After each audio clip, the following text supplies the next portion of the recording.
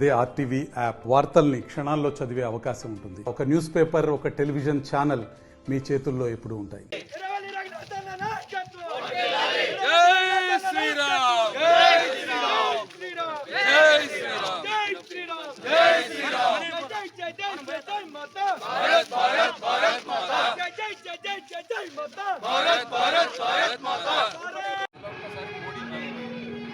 రామునికి పెద్ద గుడి కట్టించిండు అయోధ్యలో. 5 కిలోల బియ్యం ఇస్తాంగా మనకు. రోడ్లు ఇవన్నీ ఇచ్చి కరోనా అప్పుడు సూదులు ఇవన్నీ ఇచ్చింది కూడా మోడీ సార్. మోడీ సార్ ప్రధానమంత్రి చేయాలి. అందరూ కూడా ఓటేయాలి. మోడీ సార్కి ప్రధానమంత్రి చేయాలి. మళ్ళా చేయాలి కదా మోడీని.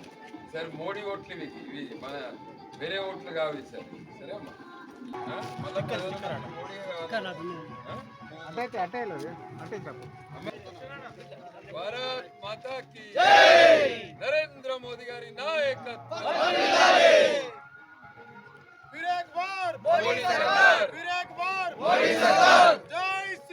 మోడీ సార్ దగ్గరనే పనిచేస్తాను. సరే లచ్చో ఊగుర్తు. పార్లమెంట్ ఎన్నికల దృష్ట్యా ఈరోజు దండపల్లి మండలం వెల్గనూరు గ్రామంలో ఇంటింటికి వెళ్ళి నరేంద్ర మోదీ గారి ప్రభుత్వం గత 10 సంవత్సరాల్లో చేసిన అభివృద్ధి కార్యక్రమాలు, సంక్షేమ పథకాల గురించి ప్రజలకు చెప్పడం జరిగింది.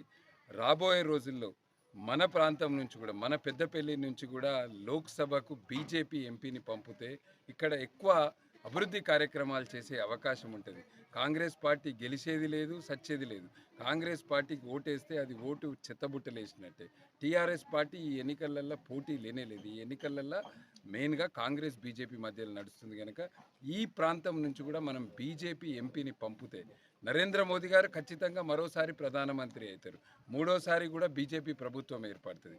కానీ బీజేపీ ప్రభుత్వానికి మన పెద్దపల్లి పార్లమెంట్ నుంచి ఎంపీని పంపితే మనం ఇంకా ఎక్కువ కార్యక్రమాలు చేయొచ్చు, ఇంకా ఎక్కువ అభివృద్ధి కార్యక్రమాలు చేయొచ్చు అని ప్రజలకు వివరించడం జరిగింది. ప్రధానమంత్రి నరేంద్ర మోదీ గారు ఈ దేశ వికసిత్ భారత్ కొరకు వారే పెద్ద గ్యారంటీ. ఈ దేశం అభివృద్ధి కావాలంటే నరేంద్ర మోదీ గారి నాయకత్వంలోనే అవుతుంది. Congress party 420 party. ఎన్నికలప్పుడు గ్యారంటీల పేరు మీద మోసం చేసిన పార్టీ కాంగ్రెస్ పార్టీ. మహిళలకు డిసెంబర్ 9 నుంచి నెలకు 2,500 రూపాయలు ఇస్తామన్నారు.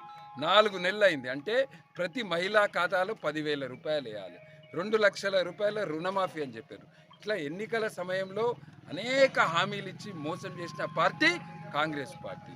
ఈ దేశానికి అతిపెద్ద గ్యారంటీ నరేంద్ర మోదీ. వికసిత్ భారత్ కావాలి అంటే నరేంద్ర మోదీ గారి ప్రభుత్వం కావాలి.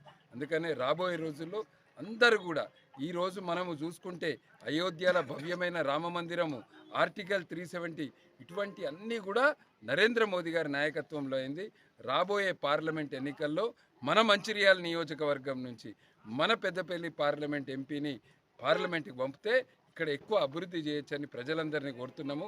ఖచ్చితంగా రాబోయే ఎన్నికల్లో భారతీయ జనతా పార్టీ అభ్యర్థి గోమాస శ్రీనివాస్ గారిని పెద్ద ఎత్తున గెలిపించాల్సిందిగా ప్రజలందరినీ కూడా కోరుతున్నాను.